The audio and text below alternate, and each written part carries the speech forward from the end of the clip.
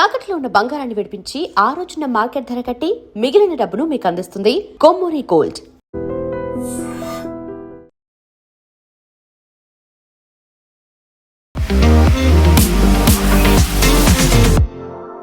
నమస్తే, నేను Kavitha. Welcome to I Dream News and నిజాలు. ఏప్రిల్ 22, 2025 పహల్గాంలో ఉగ్రవాదులు దాడి చేసి అతి క్రూరంగా, కిరాతకంగా 26 మందిని చంపి ఇప్పటికీ సంవత్సరం గడుస్తోంది. ఆర్మీ కూడా జస్టిస్ ఈజ్ సర్వ్డ్ అనే మాటతో ఆపరేషన్ సింధూర్, ఆ తర్వాత ఆపరేషన్ మహదేవ్ చేపట్టింది. అక్కడ ఎవరైతే ఘాతుకానికి పాల్పడ్డారో వాళ్ళ అంతు చూసాము అని ఆర్మీ కూడా చెప్తోంది. బట్ ఈ పహల్గాం అటాక్ నుంచి మనం నేర్చుకోవాల్సింది ఏంటి? పాకిస్తాన్ మారిందా? ఇప్పుడు పీస్ మేకర్ అవతారం ఎత్తి ఏం చెప్పాలని పాకిస్తాన్ అనుకుంటోంది. మనతో పాటుగా ఉన్నారు సీనియర్ జర్నలిస్ట్ సురేష్ కొచ్చతిల్ గారు. సార్ నమస్తే.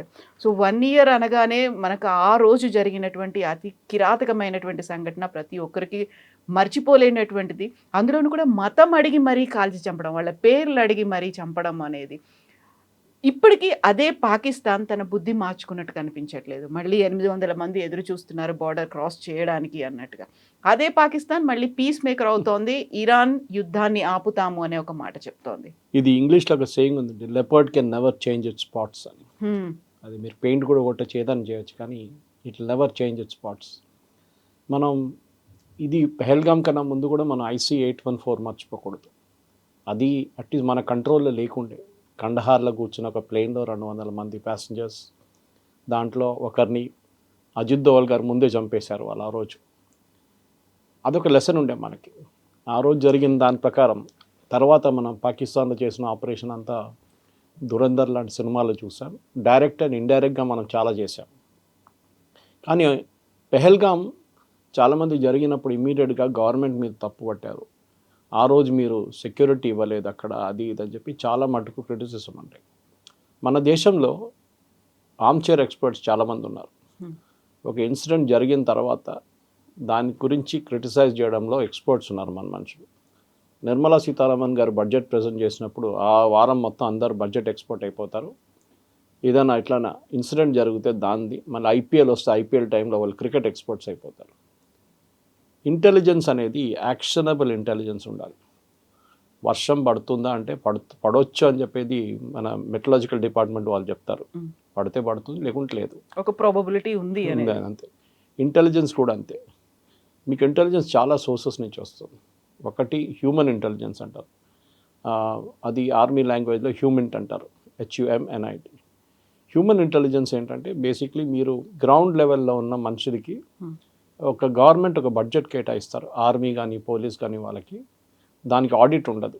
అది మనం నక్సలైట్ మూమెంట్లో కూడా చూస్తాం, తెలంగాణలో కానీ ఎక్కడైనా. నక్సలైట్ వ్యతిరేకంగా ఉన్న వాళ్ళు ఇన్ఫార్మర్స్ కొంతమంది ఉంటారు, వాళ్ళకి లక్షలుగా డబ్బులు ఇస్తారు. వాళ్ళు ఇచ్చే ఇంటెలిజెన్స్ మీద ఎంత యూజ్ చేయొచ్చు ఆ ఇంటెలిజెన్స్. ఇప్పుడు ఇంటెలిజెన్స్ వచ్చినప్పుడు దాన్ని వెరిఫై చేయాల్సి వస్తుంది. ఒకరు వచ్చి చెప్పారు, సార్ ఆ అడవిలో 3 ఉన్నారు, టెర్రరిస్ట్ లాగా కనిపిస్తున్నారు, గడ్డ ఉంది, ఏదో బ్యాగ్లు వేసుకున్నారంటే then the army commander local లెవెల్లో ఆయన ఒక దాన్ని డబుల్ చెక్ చేయాల్సి వస్తుంది. ఆయన అక్కడ వెళ్ళలేరు కదా, లోపలికి వెళ్ళి చెక్ చేయలేరు. So then technical intelligence use చేస్తారు. అది డ్రోన్ ఉండొచ్చు, శాటిలైట్ ఇమేజరీ ఉండొచ్చు, కానీ అడవి ఉంటే శాటిలైట్ ఇమేజరీ పనికిరాదు, ఈవెన్ డ్రోన్ కూడా పనికిరాదు. Technical intelligence, heat seeking, infrared అట్లాంటి కెమెరాస్ యూస్ చేస్తారు. దాని తర్వాత ఒకసారి కన్ఫర్మేషన్ వస్తే then they send hit team పంపిస్తారు. అది జరుగుతుంది. మన దగ్గర కూడా యూపీ హయాం మీకు గుర్తుంటుంది, జర్మన్ బేకరీ బ్లాస్ట్ కానీ, మెక్కా మస్జిద్ బ్లాస్ట్ కానీ, మన దగ్గర జరిగిన గోకుల్ చాట్ కానీ, లుంబిని పార్క్, ఇట్లాంటి చాలా ఘటనలు జరిగినాయి, కోయంబత్తూర్ బ్లాస్ట్. అన్నిట్లో ఇంటెలిజెన్స్ వచ్చిందంటే బహుశా వచ్చి ఉంటుంది, ఒక బ్లాస్ట్ జరుగుతుందేమో అని చెప్పి. లేటెస్ట్గా మనకి Delhi blast, red fort blast మనకు తెలిసింది. దాంట్లో ఏమైందంటే ఒక కశ్మీర్ నుంచి మొదలైన ఒక పోస్టర్ ఇష్యూ నుంచి స్టార్ట్ అయింది. ఎవరో పోస్టర్ అంటించారు గోడ మీద, ఎవరని చెప్పి వాళ్ళు పికప్ చేసే CCTV నుంచి వాళ్ళు 10 మంది పేరు చెప్పారు, వాళ్ళని వెళ్ళి పట్టుకున్నారు. అక్కడి నుంచి లాస్ట్ మనిషి దొరకలేదు. ఈ వాజ్ అ డాక్టర్ మ్యాన్ తెలిసింది. ప్యానిక్ అయ్యి ఆయన ఏం చేశారంటే ఉన్న మెటీరియల్ అంతా కార్లు వేసుకొని రెడ్ ఫోర్ట్ వైపు వెళ్ళి రెడ్ ఫోర్ట్లో పార్క్ చేసి అది రోజు సాయంత్రం తీసినప్పుడు ఆ ట్రాఫిక్ సిగ్నల్ కాడ బ్లాస్ట్ అయింది. ఇప్పుడు దాంట్లో కూడా అడగొచ్చు మీకు ఇంటెలిజెన్స్ ఏమైంది. మీరు మర్చిపోతున్నారు వాళ్ళు 9 మందిని పట్టుకున్నారు, 10వ మంది ఎస్కేప్, 10% ఎస్కేప్ అయిపోయారు అంతే. ఆ 9 మందిని కూడా పట్టుకోకపోతే వాళ్ళు 9 మంది కూడా బ్లాస్ట్ చేస్తుండే ఆ రోజు. దేవుడు డన్ ఇట్. ఆ రోజు కాకుండా నెక్స్ట్ డే చేస్తారు. సో మన దగ్గర మనం సెక్యూరిటీ ఫోర్సెస్ని ఎప్పుడు మనం అప్రిషియేట్ చేయం. మనం ఏదో యుద్ధం జరిగితే, ఉరి లాంటి అటాక్ జరిగినప్పుడు, సర్జికల్ స్ట్రైక్ చేసినప్పుడు, బాలకౌట్ చేసినప్పుడు మనం అప్రిషియేట్ చేస్తాం. మన దగ్గర ఇంకో ప్రాబ్లం ఏంటంటే మన దగ్గర ఉన్న ఆపోజిషన్ లీడర్స్ కొంతమంది మన గవర్నమెంట్ని, మన ఆర్మీని ఎప్పుడు క్రిటిసైజ్ చేస్తారు. రీసెంట్లీ మళ్ళీ బాలకోట్ గురించి రాహుల్ గాంధీ కొంచెం కామెడీ లాగా చేశాడు. బాలకోట్ గురించి ఏం జరిగింది, బాలకోట్లో ఏం చేయలేదు మనం చెప్పేసి.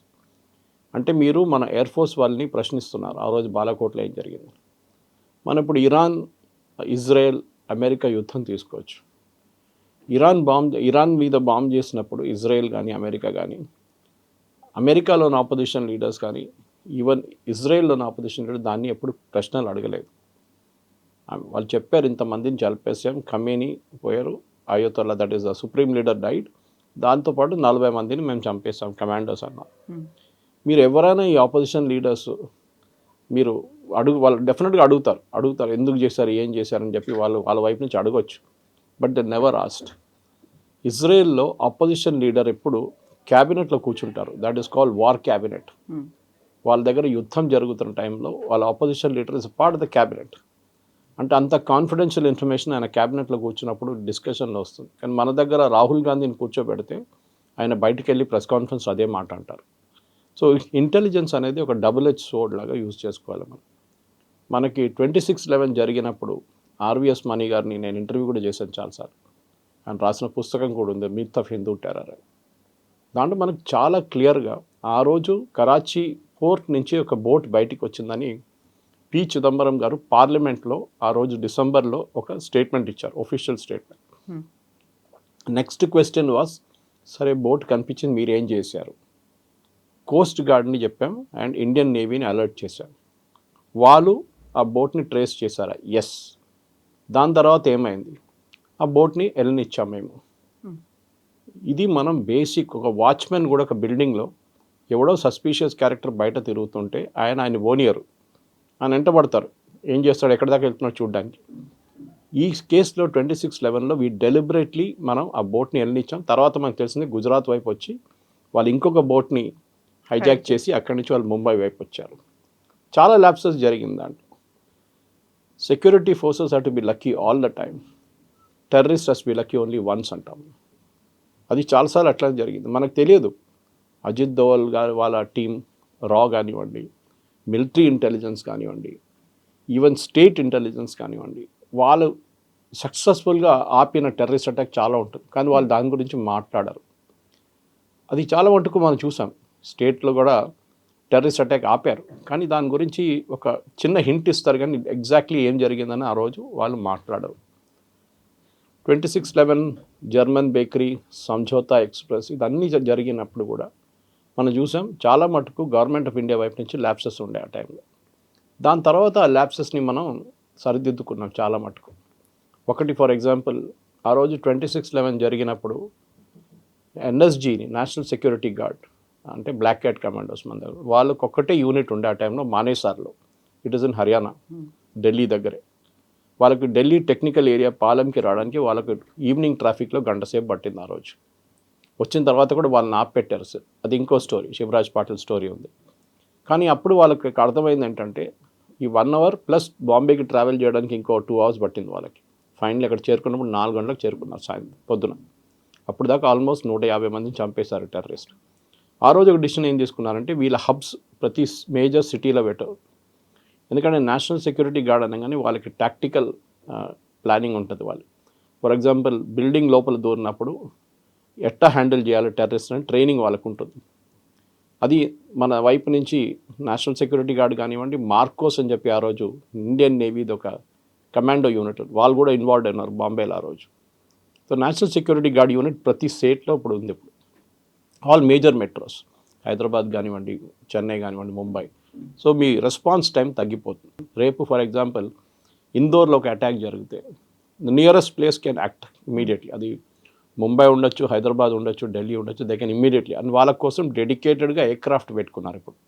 అది బిఎస్ఎఫ్ వాళ్ళ ఎయిర్క్రాఫ్ట్ ఉండొచ్చు, హెలికాప్టర్స్ ఉండొచ్చు, అన్నీ ఆ రోజు మీకు గుర్తుంటుంది వీళ్ళు ముంబైలో దిగిన తర్వాత వాళ్ళకి బాంబే ట్రాన్స్పోర్ట్ కార్పొరేషన్ బస్సు ఇచ్చారు వాళ్ళకి వెళ్ళడానికి. ఆలోచించండి, that they have to reach Taj ఒక ఎంత ఫాస్ట్గా అక్కడ చేరుకుంటే అంత మంచిది అనుకుంటే వాళ్ళకి ఆల్మోస్ట్ గంట సేపు అక్కడ పట్టింది, ముంబై ట్రాఫిక్లోనే పట్టింది. సో చాలా లెసన్స్ నేర్చుకున్నాం ఆ రోజు మనం. అదే టైంలో పెహల్గామ్లో ఆ రోజు జరిగిన హత్య కూడా చాలా మటుకు ఒక పాకిస్తాన్ ప్లాన్డ్ టెర్రరిస్ట్ అటాక్, చాలా క్లియర్గా తెలుసు. ఎందుకంటే దాని తర్వాత మీరు చెప్పారు చూడండి, operation Mahadev was the continuation of that. దీని నుంచి చాలామంది ఎస్కేప్ అయ్యి ఆపరేషన్ మహాదేవ్ లేరు. నిన్నటి టైమ్స్ ఆఫ్ ఇండియా అని ఇవాళ టైమ్స్ ఆఫ్ ఇండియా నాకు చాలా మటుకు ఇండియన్ న్యూస్ పేపర్స్లో వచ్చారు. అక్కడున్న 3 లోకల్స్ వీళ్ళని హెల్ప్ చేశారు, వీళ్ళని అక్కడ హౌసింగ్ ఇచ్చారు, వాళ్ళకి ఫుడ్ ఇచ్చిన తర్వాతనే ఈ షెల్టర్ ఇచ్చారు వాళ్ళకి. సో అదొక మనకి పెద్ద ఒక లెసన్. అంటే మన దగ్గర డబ్బుల కోసం అమ్ముడుపోయే చాలామంది ఉన్నారు క్లియర్గా తెలిసిపోతుంది. అది ఎప్పుడు అంతే, టెర్రరిస్ట్ బయట నుంచి వచ్చే టెర్రరిస్ట్కి లోకల్ సపోర్ట్ లేకుండా ఏం చేయలేరు. ఆ రోజు ముంబైలో 26/11లో కోలివాడలో దిగిన ఈ 10 పాకిస్తాన్ టెర్రరిస్ట్ని ట్యాక్సీ రెడీగా పెట్టుకున్నారు ఎవరు, 6 ట్యాక్సీలు రెడీగా ఉండే. అప్పుడు ఊబర్ లేదు, ఓలా లేదు, ఏం లేదు ఆ టైంలో. ఎవరు ముంబై తాజ్ బయట ఒక టీ షాప్ ఉండే, చిన్నది టీ అంటే స్నాక్స్ అని సర్వ్ చేసేది, చిన్న బండి. ఆ రోజు అటాక్ జరిగిన తర్వాత ఆ రోజు నుంచి ఆ బండి లేదు, ఆయన మనిషి కూడా కనిపించట్లేదు. సో చాలా ఉండే. తాజ్ లోపలికి ఆర్మ్స్ తీసుకెళ్ళారు, ఆయుధాలు ముందే పెట్టుకున్నారు, ఎవరు తీసుకెళ్లారు. సో కవిత గారు నేను అంతా ఎందుకు చెప్తున్నానంటే ప్రతి టెర్రరిస్ట్ అటాక్ నుంచి ఒక లెసన్ నేర్చుకుంటాం మనం. We have to learn from Israel. ఇజ్రాయెల్లో 80s, 90s అండ్ ఈవెన్ 2000లో కూడా చాలా మటుకు సూసైడ్ బాంబింగ్స్ జరిగేది. అంటే వాళ్ళ బస్ స్టాండ్ దగ్గర, వాళ్ళ ఆర్మీ వాళ్ళ చెక్ పోస్ట్ దగ్గర ఈ ప్యాలెస్టీనియన్ టెర్రరిస్ట్ ఏం చేస్తారంటే ఒక కార్ కానివ్వండి, ఒక బస్లో ఎక్స్ప్లోజివ్ ఫిలప్ చేసి వెళ్ళి కొట్టేస్తారు, 10-15 మంది చనిపోతారు. సో ఇజ్రాయెల్ నేర్చుకున్నారు దీన్ని నుంచి ఏం చేయాలనేది. ఫస్ట్ దే ఎన్ష్యూర్డ్ దట్ ఈ సెక్యూరిటీ ఫోర్సెస్ ప్రతి చోట ఉండాలి అనేది. అది మనకు పాసిబిలిటీ లేదు. అది మన భారతదేశంలో మీరు ఫర్ హైదరాబాద్ లాంటి సిటీలో మీరు ఎక్కడెక్కడ పెడతారు సెక్యూరిటీ ఫోర్సెస్ని, మీకు ఒక లిమిట్ ఉంటుంది. అది ప్రాబ్లం అనమాట. అట్లాంటి పరిస్థితుల్లో you have to depend on intelligence. Okay, ఇప్పుడు మీరు హేమంత్ కర్కరే కేసు చూసుంటారు, దానికన్నా లెఫ్టినెంట్ పురోహిత్ కేసు చూసుంటారు. హేమంత్ కర్కరే ఇప్పుడు ఆయన చనిపోయారు, ఆయన గురించి మాట్లాడడం బాగుండదు, కానీ he was one of the persons who tortured colonel Purohit. ఇప్పుడు కర్నల్ పురోహిత్కి ప్రమోషన్ వచ్చింది, he has become a brigadier now. ఇంకా 2 సంవత్సరాల సర్వీస్ కూడా పొడిగించారు ఆయన. మిలిటరీ ఇంటెలిజెన్సే మన దగ్గర ఉన్న ప్రేక్షకులు చాలామందికి తెలియదు. వాళ్ళ పని ఏంటంటే స్టేట్ ఇంటెలిజెన్స్ ఉంటుంది, సెంట్రల్ ఇంటెలిజెన్స్ ఉంటుంది, రా ఉంటుంది. రా బేసిక్లీ బయట ఉన్న యాక్టివిటీస్ని కంట్రోల్ చేస్తారు. భారతదేశం బయట ఉన్నది. విత్ ఇన్ కంట్రీ మీ దగ్గర ఐబీ ఉంటుంది ఢిల్లీలో, అది కాకుండా స్టేట్ యూనిట్స్ ఉంటుంది. మిలిటరీ వాళ్ళకి వాళ్ళ ఇంటెలిజెన్స్ ఉంటుంది. ఓకే, మిలిటరీ ఇంటెలిజెన్స్ ఏం చేస్తారంటే ఎంఐ అంటారు, వాళ్ళు టెర్రరిస్ట్ ఫోర్సెస్లో జాయిన్ అయిపోతారు. మీరు కొన్ని కేసెస్ వినుంటారు, కాశ్మీర్లో అంతా he became kind of a person who గడ్డం పెంచుకొని వాళ్ళతో మిక్స్ అయిపోతారు. కర్నల్ పురోహిత్ చేసింది అదే. అభినవ్ భారత్ అని చెప్పి which has connections earlier to Savarkar and దానికన్నా ముందు మిగతా చాలామంది సెటప్ చేసిన ఒక హిందూ గ్రూప్ ఉండే, వాళ్ళ దాంట్లో దూరిపోయారు. అది వాళ్ళ పని. And he was reporting to his senior. ఆయన సీనియర్కి ఆయన కన్సిస్టెంట్గా రిపోర్ట్ ఇస్తున్నాడు, నేను ఇది చేస్తున్నాను అని చెప్పేసి. కానీ అప్పుడు కూడా ఆయన పికప్ చేసుకున్నారు. హేమంత్ కర్కరే వీళ్ళందరూ కలిసి టార్చర్ చేశారు ఆయన్ని చాలా మటుకు. 7-9 సంవత్సరాల తర్వాత the court acquitted him saying ఆయన ఎవిడెన్స్ ఏం లేదు ఆయన వ్యతిరేకంగా. సో ప్రతిదానికి మన దగ్గర ఒక స్టోరీ ఉంది. మనకి ప్రాబ్లం ఏంటంటే మన దేశంలో ఆ రోజు అక్కడ బైసారాన్లో జరిగిన హత్యలో పెహల్గామ్లో ఆ టూరిస్ట్ ఏరియా ఓపెన్ లేదు ఆ రోజు. అక్కడ ఉన్న టూరిస్ట్ ఏజెన్సీస్ అంటే ఏజెంట్లు అనుకోండి, వాళ్ళు టూరిస్ట్ చాలామంది ఎక్కువ అయినప్పుడు అక్కడి నుంచి నెక్స్ట్ స్పాట్కి పంపించారు అందరినీ పెహల్గాం నుంచి. ఇది సెక్యూరిటీ ఫోర్సెస్ని ఇన్ఫార్మ్ చేయలేదు. కానీ మనం ఒక మాట అర్థం చేసుకోవాలి, ఇది పాకిస్తాన్ టెర్రరిస్ట్కి ఎట్లా తెలిసిందండి దట్ వీళ్ళందరూ బైసరాన్లో ఉంటారు ఆ టైంలో అని చెప్పేసి. అక్కడ లోకల్ కోఆర్డినేషన్ ఉండే. బహుశా ఈ ట్రావెల్ ఏజెంట్స్ కానివ్వండి, హోటల్ ఏజెంట్స్ కానివ్వండి, ఈ టెర్రరిస్ట్ గ్రూప్స్ నడిమిట్లో ఒక కోఆర్డినేషన్ ఉండే. ఎందుకంటే వాళ్ళందరూ పెహల్గాంలో ఉంటారు కదా ఆ రోజు, టెర్రరిస్ట్ కూడా పెహల్గాంకి వస్తుండే. Why did they go to that spot అంటే వాళ్ళకి ముందే తెలిసిపోయింది వీళ్ళు ఇక్కడికి వస్తారు. మీరు చూసుంటారు, వాళ్ళు రెక్కీ కూడా చేశారు. వాళ్ళు ఆర్గనైజ్డ్గా అయిందంతా. సీసీటీవీలో వచ్చింది, ప్రీవియస్ డే వచ్చి రెక్కీ చేశారు, వాళ్ళు తిరిగారు ఆ ఏరియా అంతా, ఎంతమంది టూరిస్టులు వస్తున్నారు, ఎక్కడ పోతున్నారు అన్నీ చూడడానికి. So it was done in a very very pre planned way. మన ఒక ఆర్మీ యూనిట్ మీద అటాక్ చేసేది కాదు, ఒక సివిలియన్స్ వాళ్ళ మీద దాడి చేసినప్పుడు. మీరు ఉరీ చేసినప్పుడు కానీ మిగతా చోట్ల కూడా అటాక్స్ జరిగినప్పుడు కూడా వాళ్ళకి రెస్పాండ్ చేయడానికి టైం ఉండే. ఓకే, సరే వాళ్ళు రాత్రి నిద్రపోయినప్పుడు అటాక్ చేశారు ఉరీలో, అది that's a different story altogether. కానీ వాళ్ళకి అట్లీస్ట్ ఆయుధాలు ఉన్నాయి వాళ్ళ చేతిలో. ఇది ఇన్నసెంట్గా ఉన్న సివిలియన్స్, అది కూడా మీరు చెప్పినట్ల మీ మతం ఏంటి, మీరు కల్వా చదవండి అని చెప్పేసి చంపేసిన చాలామంది 26 మంది చనిపోయారు ఆ రోజు. The lesson is very clear that one, preparedness చాలా ఇంపార్టెంట్. మళ్ళీ అది చెప్తున్నాను, terrorist has B lucky only once. And వాళ్ళకి కావాల్సిన అన్నిటికంటే పెద్దది ఏంటంటే పబ్లిసిటీ. ఏ టెర్రరిస్ట్ గ్రూప్ అయినా మీరు పిఎల్ఓ టైం నుంచి చూడండి, Palestine liberation organization, Yasser Arafat, వాళ్ళు ఎయిర్క్రాఫ్ట్ హైజాకింగ్ కానీ, మ్యూనిక్ ఒలింపిక్స్లో 11 మంది ఇజ్రాయేలీ అథ్లీట్స్ చంపినప్పుడు కానీ వాళ్ళకి పబ్లిసిటీ చాలా ఇంపార్టెంట్. ఏ రోజు మీరు పబ్లిసిటీ ఎలిమెంట్ తీసేస్తారో ఆ రోజు నుంచి మీరు ఏం చేయరు. అది ఇజ్రాయెల్ నుంచి నేర్చుకోవాలి మనం. ఇజ్రాయెల్ ఇప్పుడు కూడా చూడండి, వాళ్ళ టెక్నికల్ ఇంటెలిజెన్స్, వాళ్ళ హ్యూమన్ ఇంటెలిజెన్స్ సూపర్గా ఉంటుంది.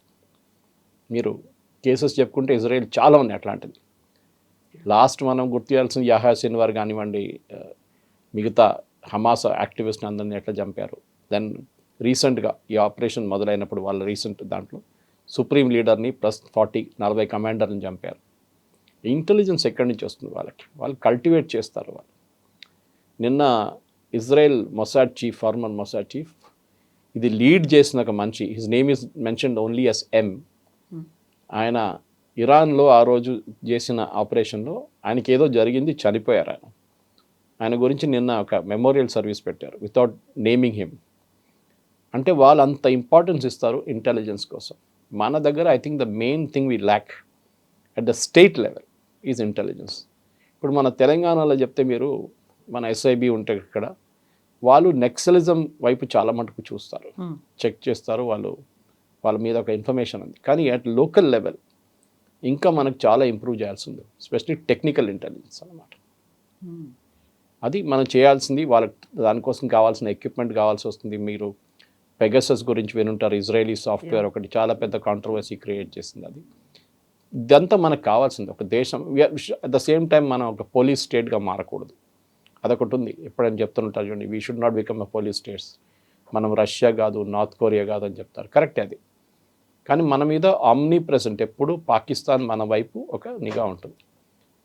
పాకిస్తాన్ వాళ్ళ మెయిన్ ఏం ఏంటంటే బ్లీడ్ ఇండియా విత్ 1000 cuts అని చెప్పారు. ఆ స్టేట్మెంట్ మనం ఎప్పుడు మర్చిపోకూడదు. ఎగ్జాక్ట్లీ.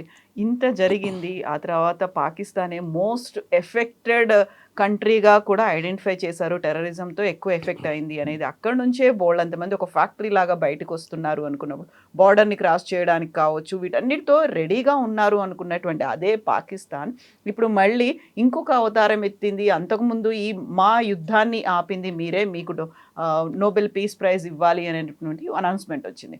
ఇప్పుడు వాళ్ళు ఒక వేదికను పెట్టుకున్నారు, ఇస్లామాబాద్ టాక్స్ అనేవి అక్కడ అవుతున్నాయి. వాళ్ళు ఒక పీస్ మేకర్స్గా అవతారం ఎత్తారు. ప్రపంచం నమ్ముతుందంటారా వాళ్ళని? ఫెయిల్ అయింది కదా నిన్న, వాళ్ళ క్లియర్ కలర్ నిన్న బయటకు వచ్చింది. అది ఇజ్రాయెల్ వాళ్ళు దీనికన్నా ముందు కూడా వార్న్ చేశారు. ఈ యుద్ధం మొదలైనప్పుడు Pakistan first time peace talk పెడితే నెవర్ ట్రస్ట్ ద పాకిస్తానీస్ అన్నారు ఇజ్రాయెల్. Never trust. ఎందుకంటే వీళ్ళని ఎప్పుడు చెప్తారు, wolf in a sheep's clothing అని. ఓకే, వీళ్ళు చేసిన, మన వైపు చేసిన టెర్రరిస్ట్ అటాక్ అందరికి తెలిసిందే. తాలిబాన్ని పెంచి పోషించింది ఎవరని అందరికీ తెలిసిందే. తర్వాత అదే తాలిబాన్ వీళ్ళ వ్యతిరేకంగా దాడులు మొదలుపెట్టారు. సో పాకిస్తాన్ అనే ఒక దేశంది మెయిన్గా మనం ఇప్పుడు కూడా చూడండి, president Trump, vice president Vance మాట్లాడుతున్నది అసీం మునీర్తో, షబాజ్ షరీఫ్తో కాదు. ముందు జియాउल హక్, దానికన్నా ముందు యహ్యా ఖాన్, పర్వేజ్ ముషర్రఫ్, వీళ్ళతోనే మాట్లాడతారు. సివిలియన్ అడ్మినిస్ట్రేషన్ పట్టించుకోరు. ఎలక్షన్ గెలిచిన ఇమ్రాన్ ఖాన్ జైల్లో ఉన్నారు, ఎలక్షన్ ఓడిపోయిన షబాజ్ షరీఫ్ బయట ఉన్నాడు. ఇది వీళ్ళ దగ్గర నుంచి నేర్చుకోవాల్సింది. జుల్ఫికర్ అలీ భుట్టోని ఉరితీశారు, బేనజీర్ భుట్టోని చంపారు. ఇట్లాంటి చాలా ఎగ్జాంపుల్స్ ఉన్నాయి పాకిస్తాన్లో. సో పాకిస్తాన్ అనే ఒక దేశం మన మీద ఒక అన్ఫినిష్డ్ అజెండాగా భారతదేశం మీద బ్లీడ్ ఇండియా విత్ 1000 cuts. అది మన వైపు మనం అర్థం చేసుకోలేదు ఎన్ని సంవత్సరాల నుంచి. మనం ఒక డెమోక్రసీ, మనం ఏం చేద్దాం, మనం హ్యూమన్ రైట్స్ అది ఇది మాట్లాడుకుని, పాకిస్తాన్ ఎప్పుడు వాళ్ళకి అట్లాంటి ఏం లేదు. వాళ్ళకి మన మీద దాడి చేయాలి. ఇప్పుడు Kashmir is an unfinished agenda అంటారు వాళ్ళు. హైపోథెటికల్ అనుకుందాం కవిత గారు, కశ్మీర్ వాళ్ళ వైపు వెళ్ళింది అనుకోండి, ఆ దాంతో ఆగుతారా? కాదు. మళ్ళీ జునగఢ్ అంటారు, మళ్ళీ హైదరాబాద్ అంటారు. ఎస్, ఇది పాకిస్తాన్ స్ట్రాటజీ. వాళ్ళకు మనం ఒక దేశం ఇచ్చాం. వీ వాంట్ ముస్లిమ్స్ కోసం దేశం కావాలంటే స్పెసిఫిక్గా రిలీజియస్ బేస్డ్ ఒక దేశం వాళ్ళకి ఇచ్చాం. మనం ముక్క లైన్ గీత గీసేసి వాళ్ళకి ఇచ్చేస్తారు మహాత్మా గాంధీ, నెహ్రూ కలిసి. కానీ దాంతో వాళ్ళకి సరిపోవట్లేదు.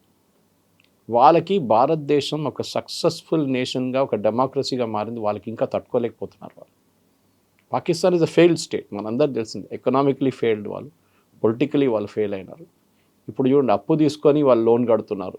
సౌదీ అరేబియా దగ్గర డబ్బులు తీసుకొని యూఏకి డబ్బులు ఇస్తున్నారు. నిన్న సుడాన్కి అమ్మాల్సిన ఎయిర్క్రాఫ్ట్ ట్రై చేశారు, అది నిన్న ఫెయిల్ అయిపోయింది. సౌదీ అరేబియా డబ్బులు ఇయ్యరని చెప్పారు.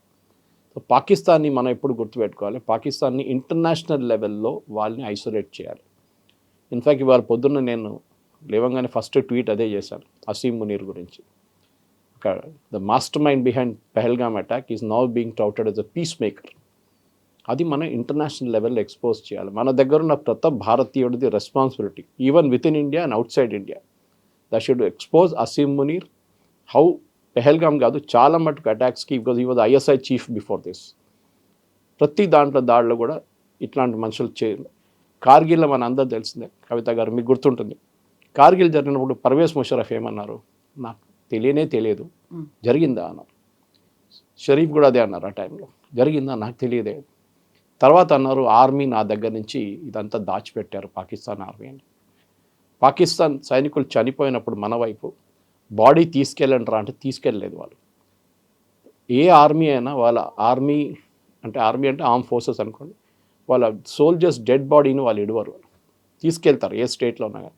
మనం సౌరవ్ కాలియా వీళ్ళంతా మనకు తెలుసు ఆ టైంలో జరిగినప్పుడు, కార్గిల్లో ఇనీషియల్ డేస్లో 41 రోజుల తర్వాత మనకు ఆ డెడ్ బాడీ దొరికింది మనకి. But we got dum back. పాకిస్తాన్కి అది లేదు. పాకిస్తాన్కి ఏంటంటే వీళ్ళందరూ ఎక్స్పెండబుల్, అంటే ఒక ఈగలాగా కొట్టేసినా కూడా మాకు ప్రాబ్లం లేదు, మా సోల్జర్స్ పోనీయండి అంటారు. ఎందుకంటే వాళ్ళ మెయిన్ లీడర్స్ హోల్లీ కరప్ట్. మీరు ప్రతి పాకిస్తాన్ జనరల్ యాయా ఖాన్ టైం నుంచి చూడండి, ఫస్ట్ వాళ్ళు లండన్లో ఒక పెద్ద ఇల్లు తీసుకుంటారు, వాళ్ళ పిల్లలంతా బయట పంపిస్తారు, వాళ్ళ ఫ్యామిలీ కూడా అక్కడే ఉంటారు, వాళ్ళ చదువు అంతా అక్కడే. కానీ Pakistan as a nation is failed.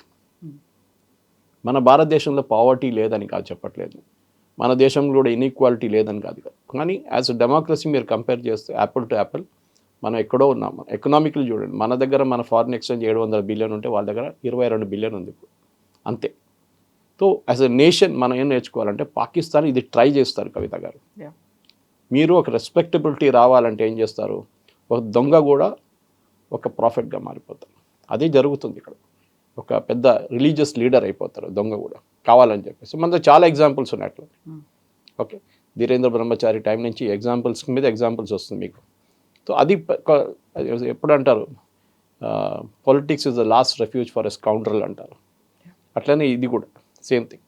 So ఒక ఆర్మీ డ్రెస్ వేసుకున్న అసీం మునీర్ సడన్గా సూట్లో కనిపిస్తున్నారు.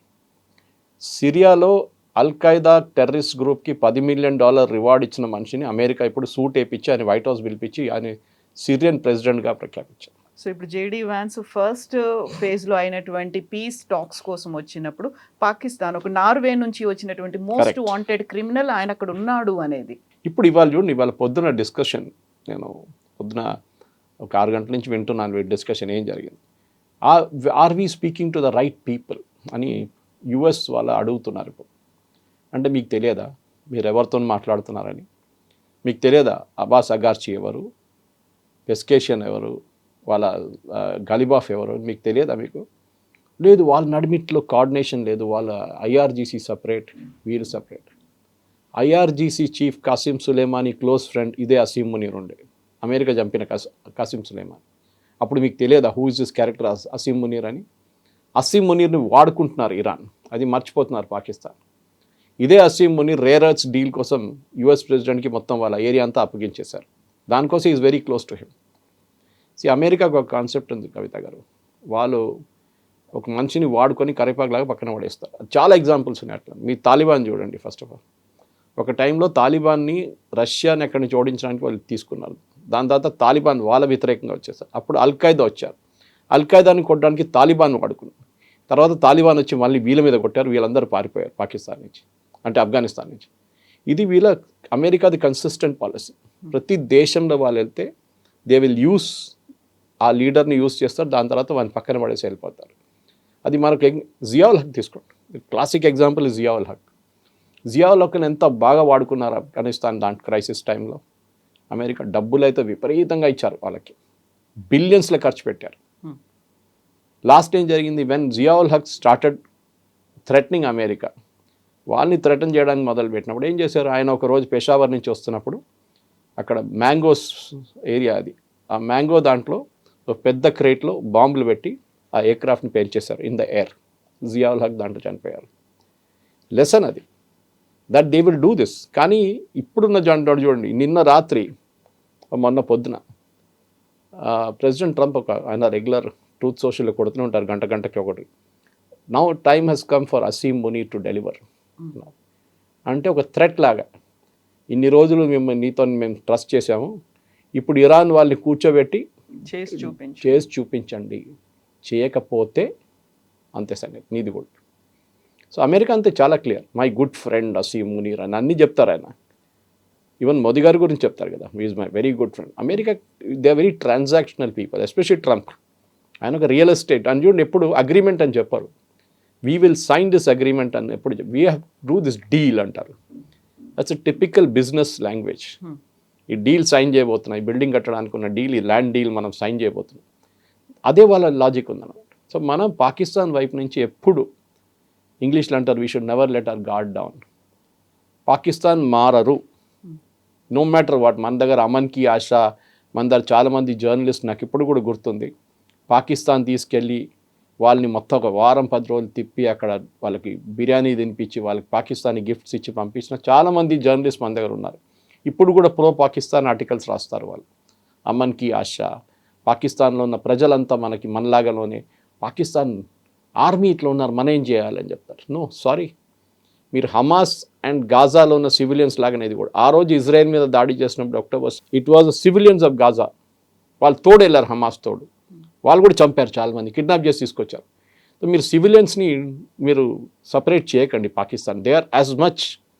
ఎందుకంటే వాళ్ళు పుట్టింది ఒక రిలీజియస్ బేస్డ్ నేషన్గా, వాళ్ళకి రిలీజన్ ఇస్ మోస్ట్ ఇంపార్టెంట్. అది religion is the opium for the masses అంటారు. ఇప్పుడు వాళ్ళని అందుకోసం చేశారనమాట. అప్పుడు వాళ్ళు భారతదేశాన్ని ఎప్పుడు చూడండి, ఇప్పుడు కూడా మీరు కాఫిర్లు, స్టోన్ వర్షిపర్స్, చెట్టును పూజిస్తారు, రాయిని పూజిస్తారు, వాళ్ళు ఎప్పుడు చెప్తుంటారు. మీరు సోషల్ మీడియా చూసుకుని వాళ్ళ పొలిటికల్ కమెంటరీ చూడండి Pakistan, from Dawn newspaper to మిగతా ఛానల్స్ కూడా అన్నీ భారత వ్యతిరేకంగానే మాట్లాడతారు వాళ్ళు. కానీ మన దగ్గర కొంతమంది ఛానల్స్ ఉన్నారు, వాళ్ళు కావాలని చెప్పి పొద్దున్న లేసి పాకిస్తాన్ భజన కూడా చేస్తారు. ఇప్పుడు పహల్గామ్ అటాక్ అప్పుడే సరికొత్త ఉగ్రవాద సంస్థ ద రెసిస్టెంట్ ఫ్రంట్ అనేది కూడా వచ్చింది అనేది తెలిసింది. ఆ టైంలోనే మనం జీరో టాలరెన్స్ అని పార్లమెంటేరియన్ని డిఫరెంట్ కంట్రీస్కి పంపించాము. ఇవన్నీ చేసిన తర్వాత అక్కడికి ఆగిపోయిందా, ఆ తర్వాత అది కంటిన్యూ అవుతుందా, ఏం జరుగుతుంది? రెసిస్టెంట్ ఫ్రంట్ అయితే అప్పుడు అనౌన్స్ చేసింది, ఒక డెసిగ్నేటెడ్ స్టేట్ అనేది ఇచ్చింది అమెరికా, ఒక ఉగ్రవాద సంస్థగా గుర్తింపు ఉంది అనేది, దాని మీద బ్యాన్ చేస్తున్నామని. అది మాత్రం సరిపోదు కదా, అంతకు మించి యాక్షన్ అనేది చూపించాలి. ఎగ్జిక్యూషన్ ఎలా ఉంది అనేది ఉంటుంది. ఆపరేషన్ సింధూర్ దాని రైట్ ఆన్సర్. మనం ఆ రోజు 2 వైపుల నుంచి కొట్టాం. ఫస్ట్ పాకిస్తానీ టెర్రరిస్ట్ గ్రూప్స్ని కొట్టాం. అది మసూద్ అజర్ వాళ్ళ ఫ్యామిలీ ఉండొచ్చు, అక్కడ ఉన్న టెర్రరిస్ట్ గ్రూప్ లష్కర్ ఏ తైబా ఉండొచ్చు, మిగతా వాళ్ళ మీద కొట్టాం. ఈ రెసిస్టెన్స్ ఫ్రంట్ మిగతా పేర్లని కవిత గారు ఆ టైంకి వాడుకోవడానికి యూజ్ చేస్తారు వాళ్ళు. మీరు మూమెంట్ లష్కర్ ఏ తైబా చేస్తే కూడా లష్కర్ ఏ తైబా రెస్పాన్సిబిలిటీ తీసుకోరు. ఇట్లాంటి ఒక కొత్త పేరు పెట్టి లెటర్ తయారు చేసి ఒక ప్రెస్ నోట్ ఇష్యూ చేస్తారు, మేమే చేశామని చెప్పి. మీకు గుర్తుంటుంది, రెసిస్టెన్స్ ఫ్రంట్ అనేది 2 రోజుల తర్వాత వాళ్ళు విత్డ్రా చేసుకున్నారు వాళ్ళ వెబ్సైట్ నుంచి. ముందు వాళ్ళు అన్నారు మేమే చేశామని చెప్పి, దాని తర్వాత వెబ్సైట్ మాయమైపోయింది, ఆ లెటర్ కూడా మాయమైపోయింది దాంతో. సో ఇది వాళ్ళ స్ట్రాటజీ. ఇది టెర్రరిస్ట్ గ్రూప్ని కొట్టడానికి again I come back to Israel. నేర్చుకోవాలంటే వాళ్ళ దగ్గర నేర్చుకోవాలి. ఘర్ మే ఘుస్కే మారేంగే పాలసీ ఇస్ ఇజ్రాయెల్స్ పాలసీ. అది లెబనాన్ ఉండొచ్చు, మీరు ఇరాన్ ఉండొచ్చు, హూతీలు ఉండొచ్చు, హమాస్ ఉండొచ్చు, హెజ్బుల్లా ఉండొచ్చు, ప్రతి చోట వాళ్ళు వెళ్ళి కొడతారు. వాళ్ళు అంటారు మా ప్రజలు వాళ్ళ జీవితం కాపాడుకోవాల్సింది మా రెస్పాన్సిబిలిటీ. ఐ థింక్ ఆ ఒక ఫిలాసఫీ, నేను యూపీఏ గవర్నమెంట్ తప్పు పట్టట్లేదు, కానీ మోదీ గారు వచ్చిన తర్వాత అగ్రెషన్ ఒకటి వచ్చింది.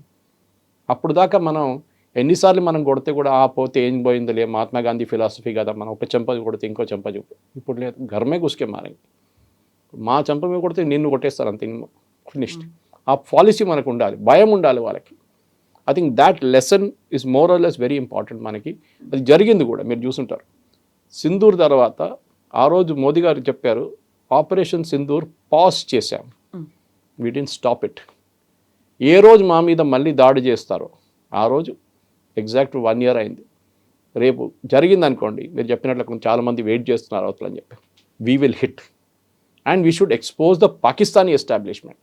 అది మన వైపు నుంచి చేయాల్సింది. దాన్ని ఇజ్రాయెల్ హెల్ప్ వాడుకోవాలన్నా, లేకుంటే మిగతా దేశాల హెల్ప్ వాడుకోవాలన్నా మనం చేయాల్సింది. కానీ అసీం మునీర్ కానీ ఈ షబాజ్ షరీఫ్స్ అయితే useless fellow, he's absolutely nobody. ఈ పాకిస్తానీ ఆర్మీ ఎస్టాబ్లిష్మెంట్ని మనం ఎక్స్పోజ్ చేయాలి. ఎందుకంటే వాళ్ళకు ఒక భయం ఉండాలి, దట్ రేపు వాళ్ళని కూడా మనం కొడతామని చెప్పేసి. ఆ భయం ఉంటేనే మంచిది. హిందీలో అంటారు డర్ అచ్చా హై. అది. Thank you so much. Thank you very much.